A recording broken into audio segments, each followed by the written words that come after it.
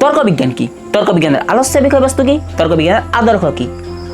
আজি আমি HS second ইয়াৰৰ তৰ্ক বিজ্ঞানৰ প্ৰথম লেসনটো আমি বুজিবলৈ চেষ্টা কৰিম। সো বলো আমি ইয়াতে বেছি দেৰি নকৰোঁ, আমি ভিডিঅ'লৈ বোৰ্ডলৈ আমি আগবাঢ়িম। সো লজিক কি বস্তু, এইচএস সেকেন্ড ইয়াৰৰ লজিক এণ্ড ফিলচফি। সো এতিয়া আমি ফাৰ্ষ্ট কুৱেশ্যনৰ পৰা ষ্টাৰ্ট কৰিম যে লজিক কি বস্তু। এতিয়া ফিলচফি কি বস্তু। লজিক মানে হ'ল তর্ক বিজ্ঞান। লজিকৰ অসমীয়া প্ৰতিশব্দ হ'ল তর্ক বিজ্ঞান। এতিয়া তর্ক বিজ্ঞান কি বস্তু। আসলতে তর্ক বিজ্ঞান মানে ইমান ইন্টারেস্টিং বস্তু হয় যে তর্ক বিজ্ঞান নাথাকিলে আমাৰ যেটো চিন্তা আছে, যুক্তি অংকগত চিন্তা আছে, এইবিলাক গোটেই ভ্যালুলেস হৈ পৰিব। সো আজি আমি কুৱেশ্যনৰ মাধ্যমে দি ষ্টাৰ্ট কৰিম। আমি কুৱেশ্যন এনসাৰ ওয়াইজত যাম আৰু টপিকবিলাক আমি আলোচনা কৰিম। বহুত ডাঙৰ ডাঙৰ টপিকবিলাক আমি বহুত সহজ সৰলকে আৰু বহুত ধুনীয়াকৈ আপোনালোককো খুব ধুনীয়া লাগিব, ধুনীয়া কৰি কিনে আমি কি কৰিম আলোচনা কৰি কিনে ষ্টেপ বাই ষ্টেপ আমি গোটেই লজিকৰ এইটো শিকাম। একেবাৰে ফ্ৰী অফ কষ্ট হ'ব এইটো। এতিয়া আমি ডাইৰেক্টলি মই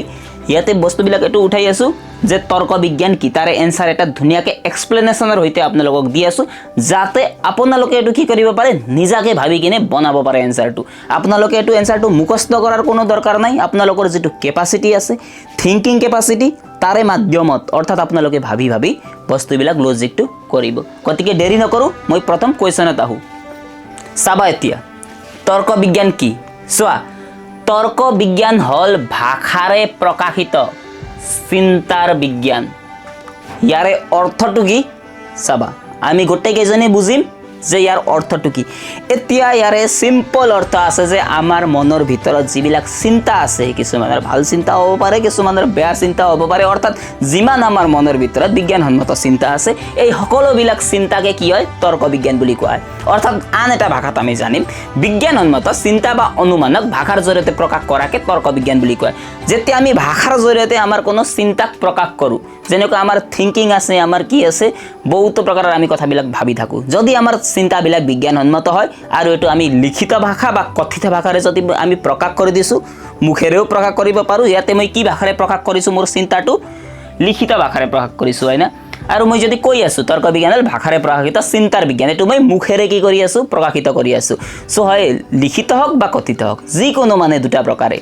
আমাৰ ভিতৰত থকা বিজ্ঞানসন্মত চিন্তা প্ৰকাশ কৰাকে তৰ্ক বিজ্ঞান বুলি কোৱা হয়। ইয়াতে মানে বিশেষ বস্তুটো মানে ইয়াতে একোৱেই নাই। কিনো আছে, আমাৰ ভিতৰত বিজ্ঞানসন্মত চিন্তাবিলাক আছে, এইবিলাক আমি কৈ দিছোঁ বা লিখি দিছোঁ, সেইটোৱে হ'ল তৰ্ক বিজ্ঞান। অৰ্থাৎ তৰ্ক বিজ্ঞান ইয়াতে আৰু একবাৰ চাম বিজ্ঞানসন্মত চিন্তা বা অনুমানক ভাষাৰ জৰিয়তে প্ৰকাশ কৰাকে তর্ক বিজ্ঞান বুলি কয়। যেনে মই ভাবি আছোঁ যে এটা বস্তু মই ভাবি আছোঁ, এৰিষ্টটল হয় তৰ্ক বিজ্ঞানৰ পিতৃ। সাপোজ এইটো সেন্টেন্স এটা, এৰিষ্টটল হয় কোন তৰ্ক বিজ্ঞানৰ পিতৃ। ঠিকে আছে, মোৰ চিন্তা বিজ্ঞানসন্মত হয়, এৰিষ্টটল তৰ্ক বিজ্ঞানৰ পিতৃ হয়, মোৰ চিন্তাটো শুদ্ধ বিজ্ঞানসন্মত, গতিকে এইটো তৰ্ক বিজ্ঞানৰ অংশ হয়। কিন্তু মই কৈ আছোঁ সোণৰ পাহাৰ আছে। এতিয়া ক'ত আছে সোণৰ পাহাৰ? সোণৰ পাহাৰটো মানে ক'তো নাই। এতিয়া যিহেতু সোণৰ পাহাৰ নাই, গতিকে এইটো মোৰ চিন্তাটো বিজ্ঞানসন্মত নহয়। গতিকে সোণৰ পাহাৰটো তৰ্ক বিজ্ঞানৰ বিষয়বস্তু হ'ব নোৱাৰে। চ' এইখিনি বেছিক কথা। মই ইয়াতে জাষ্ট দুটা এক্সাম্পল লিখি কিনে আপোনালোকক ক'ম। চাব এতিয়া আপোনালোকে, ইয়াতে এৰিষ্টটল হয় দাৰ্শনিক, তৰ্ক বিজ্ঞানসন্মত বস্তু হয়। কিন্তু সোণৰ পাহাৰ আছে, সোণৰ পাহাৰটো ক'তো নাই, এইটো তৰ্ক বিজ্ঞানসন্মত বস্তু নহয়। কাৰণ এইটো কিয় তৰ্ক বিজ্ঞানসন্মত বস্তু হয়? এইটো চাইণ্টিফিক হয়, এৰিষ্টটল হয়। এৰিষ্টটল সঁচাকৈ এজন কোন হয় দাৰ্শনিক হয়। এইটো বিজ্ঞানসন্মত চিন্তা আমাৰ, কিন্তু এইটো আমাৰ বিজ্ঞানসন্মত চিন্তা হোৱা নাই। গতিকে যদি আমি এনেকৈ কওঁ সকলো মানুহ হয় মৰণশীল, ৰাম হয় মানুহ, এতেকে ৰাম হয় মৰণশীল। ভালকৈ শুনিব কথাটো, সকলো মানুহ হয় মৰণশীল, ৰাম হয় মানুহ, গতিকে ৰাম হয় মৰণশীল। এতিয়া ইয়াতে প্ৰশ্নটো এইটো মানে ইয়াৰ মানে অৰ্থটো ইয়াৰ কি হয়? এতিয়া ইয়াৰ অৰ্থটো হ'ব, যদি গোটেই মানুহে যদি সহজ সৰল ভাষাত কৈ দিলে, যদি গোটেই মানুহে মৰে আৰু ৰামো যদি মানুহ হয়, তেনেহ'লে এটাই চেণ্টেঞ্চ আহিব না। তেনেহ'লে কি হ'ব? গোটেই মানুহ মৰে, ৰামো মানুহ হয়, তেনেহ'লে কি হ'ব এনচাৰটো? ফাইনেল এনচাৰ আমাৰ গোটেই ৰামো মৰিব। গোটেই মানুহে মৰে, ৰামো মানুহ হয়, তো ৰামো মৰিব। সেইখিনি কথাকে মানে অলপ ষ্টেণ্ডাৰ্ড ভাষাত কোৱা হৈছে ইয়াতে। সকলো মানুহে মৰণশীল, ৰাম হয় মানুহ, এতেকে ৰাম হয় মৰণশীল। এতিয়া এইটো বস্তুটো তৰ্ক বিজ্ঞান হয়, কাৰণ এইটো বস্তু বিজ্ঞানসন্মত চিন্তা হয়। কিন্তু যদি আমি এনেকৈ ক'ম সকলো ছাগলী হয় এনে যাৰ দাড়ি আছে, ৰবীন্দ্ৰনাথ ঠাকুৰ হয় এনে যাৰ দাড়ি আছে, গতিকে ৰবীন্দ্ৰনাথ ঠাকুৰ হয় ছাগলী, সেইটোতো পচিবল হ'ব নোৱাৰে। সেইটোতো মানে সম্ভৱে হ'ব নোৱাৰে। গোটেই ছাগলীৰ দাড়ি আছে, ৰবীন্দ্ৰনাথ ঠাকুৰৰো দাড়ি আছে, গতিকে কি ৰবীন্দ্ৰনাথ ঠাকুৰ ছাগলী হ'ব নেকি? নহয়। তেখেতে কি হয়? মহান দাৰ্শনিক হয়। যিহেতু আমি দৰ্শনৰ তৰ্ক বিজ্ঞান আৰু দৰ্শনৰ ছাত্ৰ ছাত্ৰী, গতিকে আমি ৰবীন্দ্ৰনাথ ঠাকুৰক কবি হিচাপতকৈ আগত আমি কি হিচাপে জানিব লাগিব দাৰ্শনিক হিচাপে তেখেতে এজন মহান দাৰ্শনিক হয় সো তেখেতে কিন্তু ছাগলী নহয় গতিকে এটো আমাৰ সম্পূৰ্ণৰূপে অবৈজ্ঞানিক চিন্তা আৰু অবৈজ্ঞানিক চিন্তাৰ বিষয়বস্তুবিলাক দৰ্শন বা তৰ্ক বিজ্ঞান হ'ব নোৱাৰে তৰ্ক বিজ্ঞান হ'বলৈ হ'লে কি হ'ব লাগিব চিন্তাটো বিজ্ঞানসন্মত হ'ব লাগিব সো এইখিনি ইয়াৰে অৰ্থাৎ আমি আৰু একবাৰ চাম তৰ্ক বিজ্ঞান হ'ল ভাষাৰে প্ৰকাশিত চিন্তাৰ বিজ্ঞান বস হৈ গেল ইমান মানে এটো ইজি আছে আপোনালোকে নিজে লিখিব পাৰিব এতিয়া আমি ক্লাস কৰি আছো এইচএস সেকেন্ড ইয়াৰৰ এইচএস সেকেন্ড ইয়াৰৰ ক্লাস কৰাৰ আগতেও আমি কিছুমান বিষয়বস্তুবিলাক জানিব লাগে এটো বস্তুটো আমি জানিব লাগে এইখিনি বস্তু নাজানাকে আমি এইচএস সেকেন্ড ইয়াৰৰ ক্লাছত আগবাঢ়িব নোৱাৰো এইচএস সেকেন্ড ইয়াৰত কি আছে ফাৰ্স্ট লেসনটো আগমন আৰু ইয়াৰ প্ৰকাৰ আছে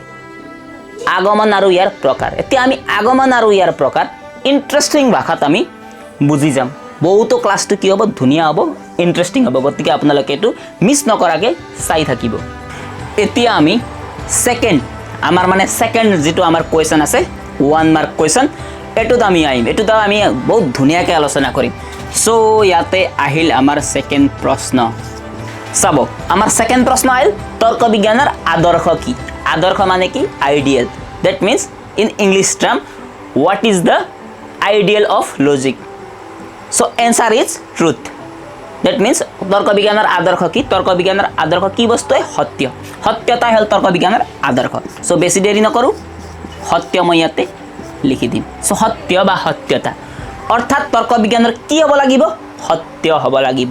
মই আগতে কৈছো বিজ্ঞানসন্মত হ'ব লাগিব আৰু বিজ্ঞানসন্মত হলে কোনটো হয় সত্যতাই হ'ব না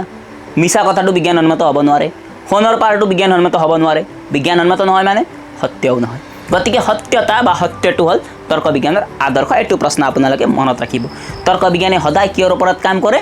সদায় সত্যতাৰ ওপৰত কাম কৰে এতিয়া আমি থাৰ্ড কোৱেশ্চনত যাম ঠিক আছে এইখিনি হৰুহুৰা কোৱেশ্চন আৰু এটো কোৱেশ্চন হল এনেকুৱা কোৱেশ্চন এটো এই কোৱেশ্চনটো সদায় মানে কি হয় এইচএস ফাৰ্স্ট ইয়াৰ হক বা সেকেন্ড ইয়াৰ হক সদায় 1 নম্বৰৰ কোৱেশ্চনত থাকে হয়তো এটো থাকিব নহলে 3 নম্বৰ কোৱেশ্চন থাকিব এতিয়া আমি 3 নম্বৰ কোৱেশ্চনত যাম সো এটো 1 নম্বৰৰ এ বা 1 নম্বৰৰ ক বা 1 নম্বৰৰ খ তাতে এটো প্ৰশ্নটো সদায় প্ৰায়ে দেখিবলৈ পোৱা যায় গতিকে এটো অলপ ইম্পৰ্টেন্ট কোৱেশ্চন এটো মনত ৰাখিব তৰ্ক বিজ্ঞানৰ আদৰ্শ কি what is the ideal of logic truth is the ideal of logic সত্য বা সত্যতা হল তৰ্ক বিজ্ঞানৰ আদৰ্শ হৈ গেল এইখিনি আমাৰ 3 নম্বৰ কোৱেশ্চন আহিল তৰ্ক বিজ্ঞানৰ আলোচ্য বিষয়বস্তু কি এতিয়া এটো হল 3 নম্বৰ কোৱেশ্চন সৰি ইয়াতে 2 নম্বৰ দিয়া হৈছে 3 নম্বৰ কোৱেশ্চন তৰ্ক বিজ্ঞানৰ আলোচ্য বিষয়বস্তু কি সো তৰ্ক বিজ্ঞানৰ আলোচ্য বিষয়বস্তু হ'ব অনুমান বা অনুমানৰ আৰু এটা নাম আছে যুক্তি এটো হল তৰ্ক বিজ্ঞানৰ আলোচ্য বিষয়বস্তু অৰ্থাৎ তৰ্ক বিজ্ঞানৰ আলোচ্য বিষয়বস্তু মানে ইংলিছত হ'ব what is the subject matter of logic so inference or argument inference অনুমান মানে হল ইনফারেন্স এটো মানে গেস নহয় দে এই অনুমানটো মানে আমি যেটো ভাবো অনুমান মানে গেস কৰা বুলি কম যে ইংলিশত এটো নহয় ইয়াৰে ইংৰাজী প্ৰতিশব্দটো হল ইনফাৰেন্স আৰু ইয়াৰে ইংৰাজী প্ৰতিশব্দটো হল আৰ্গুমেন্ট যুক্তি মানে আৰ্গুমেন্ট এতিয়া তৰ্ক বিজ্ঞানৰ আলোচ্য বিষয়বস্তু কি অনুমান বা যুক্তি অনুমান বা যুক্তি হল তৰ্ক বিজ্ঞানৰ আলোচ্য বিষয়বস্তু অৰ্থাৎ সাবজেক্ট ম্যাটাৰ তৰ্ক বিজ্ঞানে কিৰ ওপৰত আলোচনা কৰে বেছিকে আলোচ্য বিষয়বস্তু মানে কিৰ ওপৰত আলোচনা কৰে তৰ্ক বিজ্ঞানে সো তৰ্ক বিজ্ঞানে সদায় আলোচনা কৰে কিৰ বিষয় অনুমানৰ বিষয় বা যুক্তিৰ বিষয় সো এই তিনিটা কোৱেশ্চন তৰ্ক বিজ্ঞান কি তৰ্ক বিজ্ঞানৰ আলোচ্য বিষয়বস্তু কি বা তৰ্ক বিজ্ঞানৰ আদৰ্শ কি এই তিনিটা উত্তৰ প্ৰশ্নৰ আপোনালোকে উত্তৰ পাইছে ইয়াতে সো ঠিকই আছে এতিয়া আমি বেছি দেৰি নকৰি কিনে নেক্সট প্ৰশ্নত আগবাঢ়ো ইমান ধুনিয়া হ'ব আপোনালোকে অৰ্থাৎ আমাৰ কনসেপচুৱেল হ'ব প্লাস কোৱেশ্চন আনসাৰ হৈ যাব আমি কোৱেশ্চন আনসাৰটো কৰিমে লগতে তাৰ কনসেপ্টটো বুজি যাম তেনেকৈ হলে আপোনালোকৰ এটা মানে কি হ'ব এটাও কনসেপ্ট যাতে আপোনালোকৰ এৰি না যায় এইচএস ফাৰ্স্টৰ পৰা আপোনালোকৰ সম্পূৰ্ণকে ধুনিয়াকে কোৰ্স গোটেই সেকেন্ড ইয়াৰৰ কাৰণে আপোনালোকে যদি হাই সেকেন্ডাৰী সেকেন্ড ইয়াৰৰ এক্সাম দিব বহি আছে গোটেইতে কামত দিব এইখিনি চাই গলে হ'ব আপোনালোকে যদি ক্লাস কৰা নাই কিবা কাৰণত কলেজত ক্লাস কৰিবলৈ আপোনালোকে সুবিধা পোৱা নাই তেনেহলে যদি আপোনালোকে এইবিলাক ভিডিও চাই আপোনালোকৰ কমসে কম 90 প্লাস মাৰ্ক গ্যাৰান্টি আহিব আৰু লজিকত জেনেৰেলি কি 100 এৰ ভিতৰত 100 এ পায় লজিক এণ্ড ফিলসফিত মাৰ্ক কটা না যায় 100 এৰ ভিতৰত 100 পোৱা বহুত কেণ্ডিডেট থাকে সো আপোনালোকে যদি ভালকে মনোযোগ দি কিনে চাই আৰু নিজে অলপমান যদি প্ৰিপাৰেচন কৰে তেনে 100 এৰ ভিতৰত 100 আপোনালোকেও পাব পাৰে গতিকে আপোনালোকে নিয়মীয়াকৈ ডেইলি আমাৰ ক্লাसेस বিলাক যেটো চলি থাকিব এটো আপোনালোকে চাই থাকিব সো তর্ক বিজ্ঞানের আলস্য বিষয়বস্তু কি অনুমান বা যুক্তি নেক্সট প্রশ্নত আমি আগবাড়ো এতিয়া নেক্সট কুৱেশ্যন তৰ্ক বিজ্ঞানৰ পিতৃ কোন ভেৰি মাছ ইণ্টাৰেষ্টিং কুৱেশ্যন এইটো প্ৰশ্ন প্ৰায় আহি থাকে পৰীক্ষাত আহিয়ে থাকে সো তৰ্ক বিজ্ঞানৰ পিতৃটো আপোনালোকে জানে তৰ্ক বিজ্ঞানৰ পিতৃ হ'ল কোন এৰিষ্টটল নামটো মনত ৰাখিবা Aristotle is the father of logic আৰু দৰ্শনৰ পিতৃ কোন চাব ইয়াতে বহুতৰ ভুল হয় ইয়াতে কি ভুল হয় দৰ্শনৰ পিতৃও এৰিষ্টটল বুলি ভাবি লয় কিন্তু নহয় এইটো উত্তৰটো আমাৰ ভুল হ'ব দৰ্শনৰ পিতৃ বেলেগ আছে এৰিষ্টটল নহয় এইটো আপোনালোকে মনত ৰাখিব হয়তো বহুতেও কনফিউজনত আহি কিনে এৰিষ্টটল কৈ দিব পাৰে তৰ্ক বিজ্ঞান আৰু দৰ্শনৰ পিতৃ কোন বুলি সুধিলে তৰ্ক বিজ্ঞানৰ পিতৃ বেলেগ হ'ব দৰ্শনৰ পিতৃ বেলেগ হ'ব যিহেতু তৰ্ক বিজ্ঞান বেলেগ বস্তু হয় দৰ্শন বেলেগ বস্তু হয় এইটো একেলগে আছে সেইকাৰণে আমি কওঁ তৰ্ক বিজ্ঞান আৰু দৰ্শন এইখিনি পইণ্টটো আপোনালোকে মনত ৰাখিব দৰ্শনৰ পিতৃ হ'ব আমাৰ থেলিছ বা থেলছ বুলিও কোৱা হয় মই বিশেষকৈ থেলছ বুলি কওঁ ইংলিছত থেলছ বুলি কোৱা হয় কিন্তু অসমীয়াত কেতিয়াবা থেলিছো লিখা দেখিবলৈ পোৱা যায় সো থেলিছ বা থেলছ হ'ল Thales is the father of philosophy and Aristotle is the father of logic মনত ৰাখিব এতিয়া আধুনিক দৰ্শনৰ পিতৃ কোন এইটো প্ৰশ্ন বেলেগ হ'ব জাষ্ট নালাগে ইমান ইম্পৰ্টেঞ্চ ইয়াৰে নাথাকিব পাৰে এই জাষ্ট ছেকেণ্ড ইয়াৰ লেভেলত ইমান ইম্পৰ্টেঞ্চ নাই হ'লেও মই আপোনালোকক কৈ দিছোঁ আধুনিক দৰ্শনৰ পিতৃ কোন আধুনিক দৰ্শনৰ পিতৃ হ'ব ৰেনে ডেকাৰ্ট মনত ৰাখিব কাৰণ ডেকাৰ্টে গাণিতিক পদ্ধতিবিলাক আনিছিল দৰ্শনত সেইকাৰণে ডেকাৰ্টক আধুনিক দৰ্শনৰ পিতৃ বুলি কোৱা হয় এতিয়া আধুনিক তৰ্ক বিজ্ঞানৰ পিতৃ বুলি বিশেষ এনেকৈ নাই কিন্তু আধুনিক তৰ্ক বিজ্ঞানীসকল কিছুমানৰ নামো দিব পাৰে তাতে আপোনালোকে লিখিব আই এম কপি আৰু বহুত কেইজন বিজ্ঞান মানে তৰ্ক বিজ্ঞানীসকলৰ নাম আছে এইটো আপোনালোকে আমি পিছৰ ক্লাছত ডিছকাছ কৰিম যিহেতু এতিয়া আমাৰ কাৰণে এইটো ইম্পৰ্টেণ্ট নহয় সো তৰ্ক বিজ্ঞানৰ পিতৃ এৰিষ্টটল দৰ্শনৰ পিতৃ থেলছ বা থেলিছ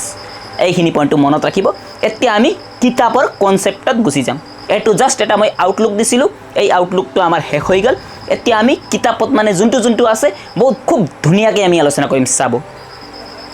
এতিয়া আমাৰ কিতাপত আছে কি বৰ্তমান আমাৰ কিতাপত আছে এতিয়া আগমন আৰু ইয়াৰ প্ৰকাৰ প্ৰথমতে বুজিব লাগিব আগমন কি বস্তু আৰু আগমনৰ প্ৰকাৰ বুজিম তাৰ কাৰণে আমি বুজিব লাগিব অনুমান এতিয়া আমি অনুমানক খুব ধুনীয়াকৈ বুজাম আচ্ছা কিয়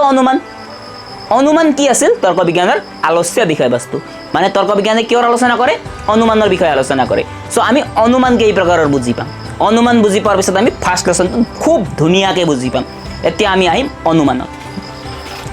অৰ্থাৎ অনুমান আমি আলোচনা কৰিম অনুমানক এতিয়া কি হয় অনুমান কি বস্তু চাবা যি মানসিক প্ৰক্ৰিয়াৰ জৰিয়তে জ্ঞাত সত্যৰ ওপৰত নিৰ্ভৰ কৰি অজ্ঞাত নতুন সত্যৰ ওপৰত উপনীত হ'ব পাৰি তাকে অনুমান বুলি কোৱা হয় অৰ্থাৎ আমাৰ জ্ঞাত সত্য যেটো আমি অলৰেডি জানো তাৰ ওপৰত ডিপেন্ড হৈ কিনে আমি এটা নাজানা সত্যত যেতিয়া আমি ডিপেন্ড হওঁ তাকে কোৱা হয় অনুমান আমি জানা বস্তুক লৈ কিনে আমি নাজানা বস্তু এটা ক্ৰিয়েট কৰিছো মানে হেতুৱে অনুমান তাৰ পৰা ওপৰত একো নাই অনুমান এটো ইমান এতে লিখা আছে কিছুমান এতে বুজি নাপাব পাৰে কিন্তু এটো বস্তু ইমানে মানে ইজি আছে যে হাই উঠে আসলতে কি বস্তু এইবিলা চাবা যি মানসিক প্ৰক্ৰিয়াৰ জৰিয়তে মানসিক প্ৰক্ৰিয়া মানে সকলোৰে মানসিক প্ৰক্ৰিয়া থাকে আমিতো কোনো পগলা মানুহ নহয় এতিয়া আমাৰ মানে মানসিক প্ৰক্ৰিয়া কি আছে ষ্ট্ৰং আছে আমি ভাবিব পাৰো আমি যেটো ভাবিব পাৰো চাবা অনুমান যি মানসিক প্ৰক্ৰিয়াৰ জৰিয়তে অৰ্থাৎ যোনটো মেন্টাল প্ৰসেসৰ মানে জৰিয়তে কি হয় জ্ঞাত সত্যৰ অৰ্থাৎ আমি জানা সত্যৰ ওপৰত নিৰ্ভৰ কৰি অজ্ঞাত নতুন সত্য মানে এটা আমি নজানা সত্যটো পাম সেই প্ৰচেষ্টাটোকে অনুমান বুলি কোৱা হয় আমি জানাৰ সত্যৰ ওপৰত নিৰ্ভৰ কৰি নজনা এটা সত্য পাম সেই যেটো আমি নজনা এটা সত্য পাম তাক কি বুলি কয় অনুমান বুলি কয় যেনে সকলো কবি হয় শান্তিপ্ৰিয় হয় কবি মানুহবিলাকে কি বিচাৰে শান্তি বিচাৰে গতিকে এটো আমি জানা সত্য সকলো কবিয়ে শান্তি বিচাৰে গতিকে সকলো কবি হয় শান্তিপ্ৰিয় হয়তো গোটেই মানুহে শান্তিপ্ৰিয় হ'ব গোটেই মানুহে শান্তি বিচাৰে কিন্তু ইয়াতে মই কৈছো সকলো কবি শান্তিপ্ৰিয় হয় আৰু ৰবাৰ্টো কবি হয় তেনেহলে ৰবাৰ্টো কি হ'ব শান্তিপ্ৰিয় হ'ব ৰবাৰ্টেও কি বিচাৰিব শান্তি বিচাৰিব চাবা আমি দুটা জ্ঞাত সত্য আমাৰ লগত আছিল কি জ্ঞাত সত্য আছিল প্ৰথম জ্ঞাত সত্য সকলো কবি হয় শান্তিপ্ৰিয় ৰবাৰ্ট হয় কবি এতেকে কি হ'ব ৰবাৰ্ট হয় শান্তিপ্ৰিয় যদি আমি বস্তু আমি জানা নাছিলো এটো আমি অনুমান কৰি কিনে ওলাই দিলো দুটা জ্ঞাত সত্য আছিল আমাৰ লগত দুটা জ্ঞাত সত্যৰ ওপৰত নিৰ্ভৰ কৰি আমি অজ্ঞাত নতুন এটা সত্যত উপনীত হলো আৰু এই অজ্ঞাত নতুন সত্য হল কি হ'ব ইয়াতে যদি সকলো কবি শান্তিপ্ৰিয় হয় আৰু ৰবাৰ্টো যদি কবি হয় তেনেহলে ইয়াতে কি হ'ব এতেকে আৰু সহজ ভাষাত আমি অনুমান জানো চাব এতিয়া আমি জেনাৰেলাইজ কৰিম জেনাৰেলাইজ মানে আমি এতিয়া আমি কি কৰিছো ইয়াতে সকলোৰ পৰা আমি এটা মানুহ আইছো হয় না সকলোৰ পৰা আমি এটা মানুহ আইছোঁ এতিয়া আমি এটা দুটা বস্তুক লৈ কিনে সকলো বস্তু পিনে যাম অৰ্থাৎ আমি ইয়াৰ উল্টা কৰিম ইয়াতে প্ৰথম বাক্য আছিল সকলো এতিয়া আমাৰ নেক্সটত সকলোটো তলত থাকিব আৰু সৰু উৰাটো মানে কম পৰিমাণৰ থকা বস্তুটো ওপৰত আহিব বেছি পৰিমাণৰ থকা বস্তুটো তলত যাব অৰ্থাৎ ৰবাৰ্ট এজন মানুহে কম পৰিমাণৰ সকলো মানে বহুত বেছি এতিয়া ইয়াৰে উল্টা কৰিম মানে চাব কি হয় ইয়াতে সকলো কুকুৰ হয় মৰণশীল অৰ্থাৎ সকলো কুকুৰে মৰে সকলো মেকুৰী হয় মৰণশীল অৰ্থাৎ সকলো মেকুৰীও মৰে যিমান আছে এতেকে আমি কি ক'ব পাৰোঁ সকলো কুকুৰো মৰণশীল সকলো মেকুৰীও মৰণশীল এতিয়া আমি ক'ব পাৰোঁ যে সকলো জন্তু হয় মৰণশীল হয় সঁচা কথা এইটো এটা অনুমান আমি জানিছিলোঁ সকলো কুকুৰ হয় মৰণশীল আমি জানো সকলো মেকুৰী হয় মৰণশীল এই দুটাৰ ওপৰত নিৰ্ভৰ কৰি আমি কি পালোঁ নতুন নজনা সত্য সকলো জন্তু হয় মৰণশীল আচ্ছা সকলো জন্তু হয় মৰণশীল এইটো নজনা সত্য বুলি কিয় কৈছোঁ এইটোতো আমি জানো এইটো আমি কেনেকৈ জানো কি আমি দেখা পাইছোঁ নেকি আমি বহুত জন্তু এনেকুৱা আছে যি গোটেই জন্তুক আমি দেখাই নাই গতিকে আমি কেনেকৈ ক'ব পাৰোঁ এইটো মৰণশীল হয় না অমৰ বুলি এইটোতো আমি ক'ব নোৱাৰোঁ এইটো আমি অনুমানতে ক'ব পাৰোঁ যদি মেকুৰীও মৰে কুকুৰো মৰে তেনেহ'লে হাঁহো মৰিব মুৰ্গীও মৰিব আমি এই দুটাৰ ওপৰত ভিত্তি কৰি কিনে এইটো অজ্ঞাত সত্যটো কৈ আছোঁ এইটো ৰবাৰ্ট হয় শান্তিপ্ৰিয় কোৱাৰ আগত আমি এই দুটা কথাৰ ওপৰত যেনেকৈ নিৰ্ভৰ কৰি আছোঁ যেনেকৈ ৰাম হয় মৰণশীল আমি জানো হৰি হয় মৰণশীল বুলি জানো কিন্তু সকলো মানুহ হয় মৰণশীল বুলি আমি ক'ব ডাইৰেক্টলি নোৱাৰিলোঁ হয় যদি অনুমান নাথাকিলাকৈ এইটো আমাৰ অনুমানেতো হয় সকলো মানুহ হয় মৰণশীল নহ'লে কি দেখা পাইছোঁ নেকি মই সকলো মানুহ মৰি যোৱা মইতো নিশ্চয় দেখা পোৱা নাই কাৰণ মোৰ জন্ম হোৱাৰ আগতেও বহুত মানুহসকল মৰিছে আৰু মোৰ জন্ম হোৱাৰ পিছতো বহুত মানুহসকল মৰিব সেইবিলাককতো মই চাব যোৱা নাই তো মই কেনেকৈ ক'ব পাৰোঁ জাষ্ট মই এটা দুটা এক্সাম্পলবিলাক দেখি থাকোঁ হয়তো বহুত কেইটা দেখোঁ 1টা 2টা 5টা মান এক্সাম্পল মই দেখিব পাৰোঁ মানুহবিলাক মৰি যোৱা গতিকে আমি অনুমানত ক'ব পাৰোঁ যে ৰাম হয় মৰণশীল হৰি হয় মৰণশীল অমুক হয় মৰণশীল তমুক হয় মৰণশীল এইটোৰ ওপৰত ভিত্তি কৰি কিনে আমি ক'ম সকলো মানুহ হয় মৰণশীল চ' এইখিনি পইণ্টটো আপোনালোকে মনত ৰাখিব ইয়াকে অনুমান বুলি কয় অৰ্থাৎ যি মানসিক প্ৰক্ৰিয়াৰ জৰিয়তে জ্ঞাত সত্যৰ ওপৰত নিৰ্ভৰ কৰি অজ্ঞাত নতুন সত্যৰ ওপৰত উপনীত হ'ব পাৰি তাকে অনুমান বুলি কোৱা হয় জানা সত্যৰ ওপৰত নিৰ্ভৰ কৰি নজনা সত্য এতিয়া অনুমান কেই প্ৰকাৰৰ চাব এটা ইম্পৰ্টেণ্ট পইণ্ট আমাৰ অনুমান ক্লিয়াৰ হ'ল ধুনীয়াকৈ ক্লিয়াৰ হ'ল আপোনালোকে বুজি পাইছে নিজৰ ভাষাটো লিখি দিব পাৰে মাত্ৰ এইবিলাক সলাব নালাগে মানসিক প্ৰক্ৰিয়াটো ইউজ কৰি দিব আপোনালোকে এইবিলাক সলাব নালাগে আপোনালোকে নিজৰ ভাষাত ধুনীয়াকৈ লিখি দিব যদি কুৱেশ্যন হয় অনুমান কি অনুমান কেই প্ৰকাৰৰ অনুমানৰ প্ৰকাৰৰ দুই প্ৰকাৰৰ অনুমান ইয়াতে আছে প্ৰথমটো হ'ল আগমন অনুমান আৰু দ্বিতীয়টো হ'ল নিগমন অনুমান মানে ইয়াতে কি কৰিছে লজিকৰ যেতিয়া কনচেপ্টটো নাথাকে আৰু অলপ বেলেগ বেলেগ কনচেপ্ট থাকে এইটো মানে আগমন মানে আগত যোৱা আৰু নিগমন মানে পিছত যোৱা এইবিলাক বস্তু নহয় এইটো সাধাৰণ ভাষাত হয় লজিকে মানে কিছুমান ষ্টুডেণ্টবিলাকে যিয়ে ক্লাছত নাযায় এদিনো ক্লাছত যোৱা নাই সিহঁতে মানে এক্সামৰ এনচাৰত লিখিছে আগমন মানে হ'ল যিয়ে আগত যায় আৰু নিগমন মানে হ'ল যিয়ে পিছত যায় তেনেকুৱা বস্তু ইয়াতে কোনো পদে লজিকত সেইবিলাক বস্তু লিখিবই নোৱাৰিব ফাৰ্ষ্ট ইয়াৰত পাই আহিছে মূৰ্তি বুলিলে কি বুজা এতিয়া লজিকত মূৰ্তিৰ বেলেগ ডেফিনেশ্যন আছে কিন্তু ল'ৰাটোৱে লিখি দিছে যে প্ৰতিমাবিলাক যিমান ডাঙৰ সেইবিলাকৰ মানে লজিকৰ মূৰ্তিৰ লগত কোনো ধৰণৰ সম্পৰ্কই নাই আৰু ন্যায় বুলিলে কি বস্তু এইটো পলিটিকেল চায়েন্সৰ ন্যায় নহয় ইয়াতে আমাৰ ন্যায়ৰো নিজৰ ভাষা আছে নিজৰ শব্দ আছে লজিকত গতিকে লজিকৰ ডিক্সনাৰীও বেলেগ হয় বেলেগকৈ পায় ফিলচফিৰ ডিক্সনাৰী এইটো আপোনালোকে কিনি ল'ব পাৰিব যদি কিছুমান ইংলিছ মিডিয়ামৰ আছে তাতে ইংলিছ মিডিয়ামৰ কাৰণে মাত্ৰ সহায় কৰিব এইটো ডিক্সনাৰী এতিয়া আমি চাম অনুমান আগমন অনুমান আৰু নিগমন অনুমান এতিয়া আগমন অনুমান কি বস্তু অলপমান এইটো বস্তুটো কি আছে ইয়াৰে ডেফিনেশ্যন মই লিখি দিম ডেফিনেশ্যন লিখিবৰ কাৰণে মই কি কৰিব লাগিব ইয়াতে আপোনালোকক বুজাই দিব লাগিব যদি নুবুজাওঁ যদি কনচেপ্ট নাথাকে ডেফিনেশ্যন লিখি কিনে আপোনালোকে কেতিয়াও বুজিব নোৱাৰে লজিক বস্তুটো গতিকে মই এতিয়া আগমন অনুমানৰ ডেফিনেশ্যন লিখিম চাবা আগমন অনুমান বুজোৱাৰ আগতে কিছুমান বস্তুবিলাক ক'ব লাগিব এতিয়া সেই বস্তুকেইটা মই আপোনালোকক ধুনীয়াকৈ এইটো বস্তু বুজাই দিম কিন্তু তাৰে আগতে এনেকৈ নহয় এইটো আপোনালোকে লিখি ল'ব ভিডিঅ' পজ কৰি কিনে আপোনালোকে এইবিলাক লিখি ল'ব এনেকৈ লিখিলে মানে কি মনত থাকি যায় ডাইৰেক্ট লিখিলে মানে মনত নাথাকে পঢ়িব মন নাযায় কিন্তু এইটো অলপ হ'লে এইটো ইমেজ ফৰ্মত আছে না পিকচাৰাইজ ফৰ্মত আছে অৰ্থাৎ এইটো আমি চাৰ্ট বনাইছোঁ ধুনীয়াকৈ তালিকা এখন বনাইছোঁ হয় না ইয়াতে এই তালিকা বনালে মনত থাকি যায় চ' গতিকে আপোনালোকে বহীত তালিকা বনাই ল'ব পাৰিলে আৰু যদি ক্লাছটো স্পীড হয় আপোনালোকে পজ কৰিও চোৱাৰ সুবিধা আছে সুবিধা আছে ইউটিউবত আপোনালোকে ভাল ব্যৱহাৰ কৰিব নিশ্চয় লজিকত 90+ মাৰ্ক ইজিলি আহিব বা 100ৰ ভিতৰত 100 আহিব পাৰে যদি অন্তিম সময়লৈকে আমাৰ লগত থাকে আৰু কিবা কুৱেশ্যন যদি থাকে আপোনালোকৰ কমেণ্ট ছেকশ্যনটো আছে কমেণ্টততো আপোনালোকে ডাইৰেক্টলি সুধিবই পাৰিব চিম্বলিক লজিক হওক যি হওক লজিক এণ্ড ফিলচফি হওক পলিটিকেল চায়েন্স হওক ইংলিছ হওক আৰু যিবিলাক আৰু আমি কিছুমান ছাবজেক্টবিলাক ইকনমিক্সো আমি লৈ আহিম যিমানখিনি ছাবজেক্টৰ আৰু এডুকেশ্যনো লৈ আহিম যিমানখিনি ছাবজেক্টৰ আপোনালোকে প্ৰব্লেম পাই আছে আমাৰ টিচিং ষ্টাফক থ্ৰু দিলে হ'ল আমি ধুনীয়াকৈ তাৰে ৰিপ্লাই দি দিম যোনটো ছাবজেক্টৰ মানে স্পেচিয়েলিটি থকা টিচাৰ আছে তেখেতক কৈ কিনে ধুনীয়াকৈ লজিক হওক বা পলিটিকেল চায়েন্স হওক তাৰে যিকোনো বস্তু মোক সুধিব পাৰে ধুনীয়াকৈ মই এইবিলাক আপোনালোকৰ এনচাৰটো মই কমেণ্ট ছেকশ্যনতে দিম বা পাৰ্চনেলি আহি কিনে হোৱাটছআপতো দিম গতিকে এইটো বস্তু আগমন অনুমান আৰু নিগমন অনুমান হ'ল এইখিনি মই মুছি দিম এইটো আপোনালোকে লিখি ল'ব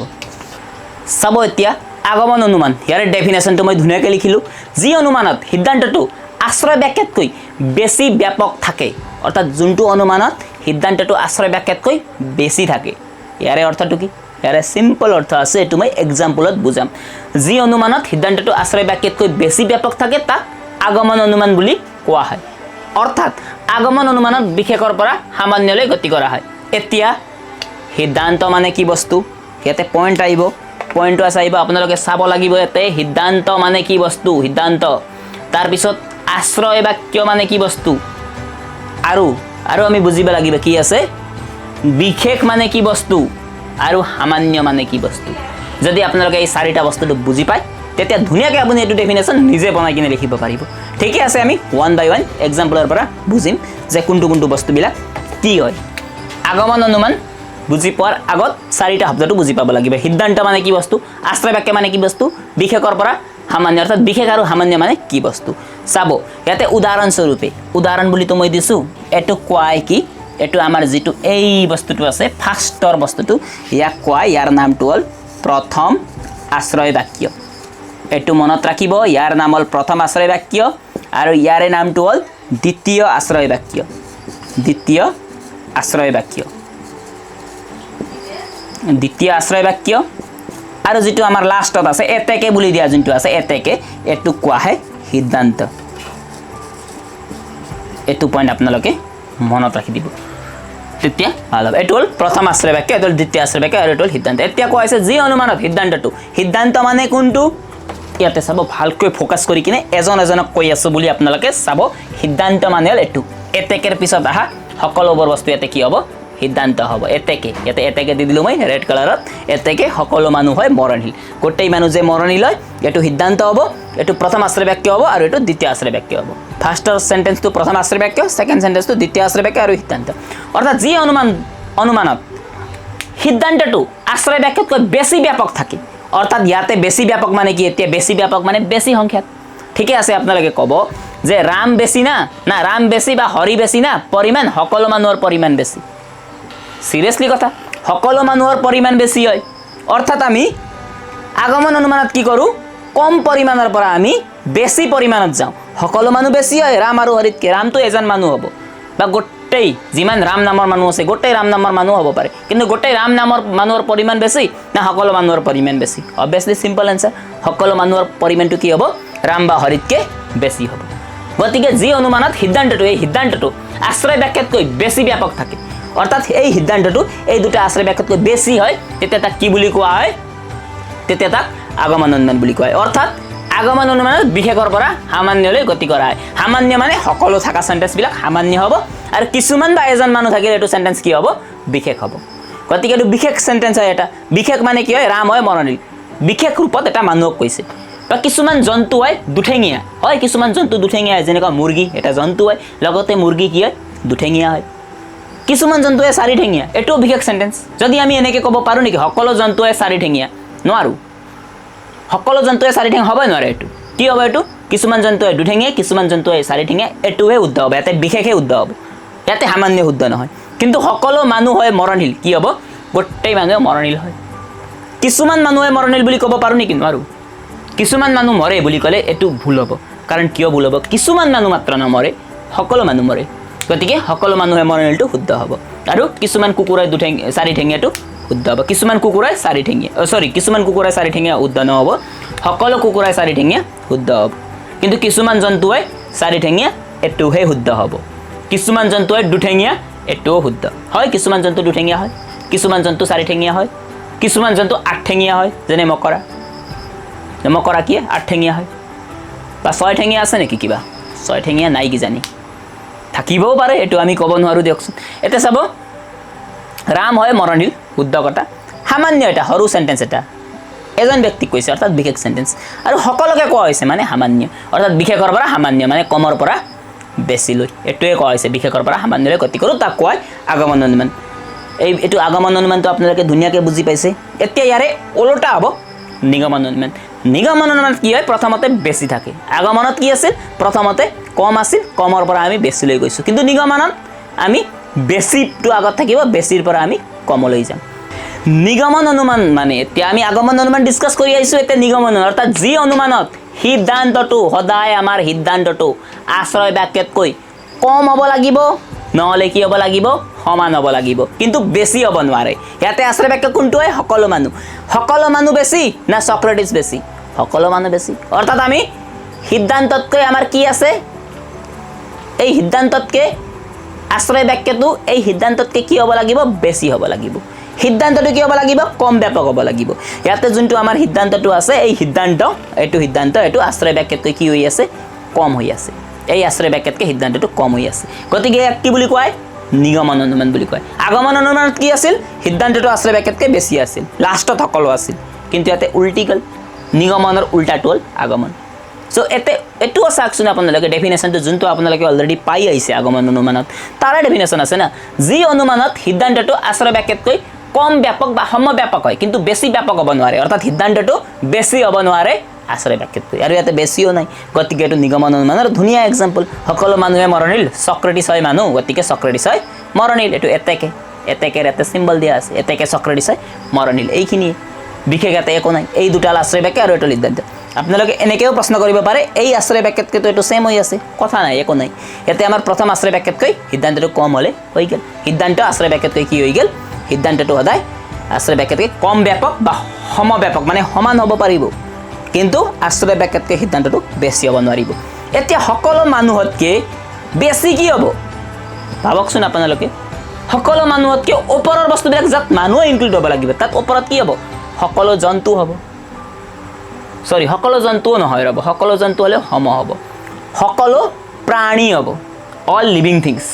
সকলো প্ৰাণী হ'লে কি হ'ব, সকলো মানুহতকৈ কি হ'ব, বেছি হ'ব। চ' সকলো প্ৰাণী আমি ইয়াতে দিছোঁ, সকলো প্ৰাণী দিয়াৰ লগে লগে সকলো মানুহতকৈ সকলো প্ৰাণীৰ সংখ্যা বেছি, কাৰণ প্ৰাণী বুলি ক'লে উদ্ভিদো আহিব, জন্তুও আহিব, মানুহো আহিব, গতিকে সকলো প্ৰাণী দিলেতো আশ্ৰয় বাক্যতকৈ সিদ্ধান্ত কি হ'লাকৈ, বেছি ব্যাপক হ'লাকৈ, নিগমন অনুমান হ'ব নোৱাৰিলৈ, আগমন অনুমান হৈ গেলাকৈ। গতিকে ইয়াতে সকলো প্ৰাণী নাই, চক্ৰেটিছ আছে, গতিকে এইটো নিগমন অনুমানৰ উদাহৰণ। সকলো মানুহে মৰণিল, চক্ৰেটিছ হয় মানুহ, এতেকে চক্ৰেটিছ হয় মৰণিল। চ' আমি আজি ধুনীয়াকৈ কি কৰিলোঁ, ডিছকাশ্যন কৰিলোঁ লজিক এণ্ড ফিলচফি, তৰ্ক বিজ্ঞান কি বস্তু। আমি এতিয়া অলপমান চাম আপ কৰিম আমি তৰ্ক বিজ্ঞান কি বস্তু। তৰ্ক বিজ্ঞান হ'ল ভাষাৰে প্ৰকাশিত চিন্তাৰ বিজ্ঞান, অৰ্থাৎ চিন্তা বা অনুমানক ভাষাৰ জৰিয়তে প্ৰকাশ কৰাটো কি বুলি কোৱা হয়, তৰ্ক বিজ্ঞান বুলি কয়। আমাৰ আৰু ছেকেণ্ড পইণ্ট আছে, কি আছিল, তৰ্ক বিজ্ঞানৰ আলস্য বিষয়বস্তু কি। তৰ্ক বিজ্ঞানৰ আলস্য বিষয়বস্তু অনুমান বা যুক্তি। অনুমান বা যুক্তিৰে ওপৰত তৰ্ক বিজ্ঞানে আলোচনা কৰি থাকে, গতিকে তৰ্ক বিজ্ঞানৰ আলস্য বিষয়বস্তু অনুমান বা যুক্তি। এতিয়া থাৰ্ড কুৱেশ্যন কি আছিল, তৰ্ক বিজ্ঞানৰ আদৰ্শ কি। তৰ্ক বিজ্ঞানৰ আদৰ্শ হ'ল সত্যতা। আৰু আমি পাইছোঁ অনুমান বুলিলে কি বুজা।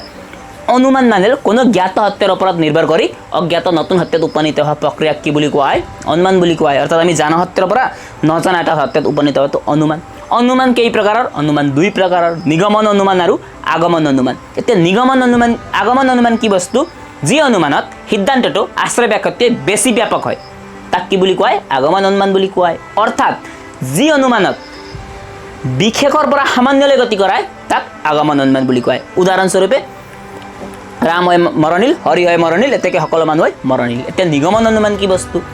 নিগমন অনুমান যি অনুমানত সিদ্ধান্তটো আশ্ৰয় বাক্যতকৈ কম ব্যাপক বা সমব্যাপক হয়, কিন্তু বেছি ব্যাপক নহয়, তাক নিগমন অনুমান বুলি কোৱা হয়।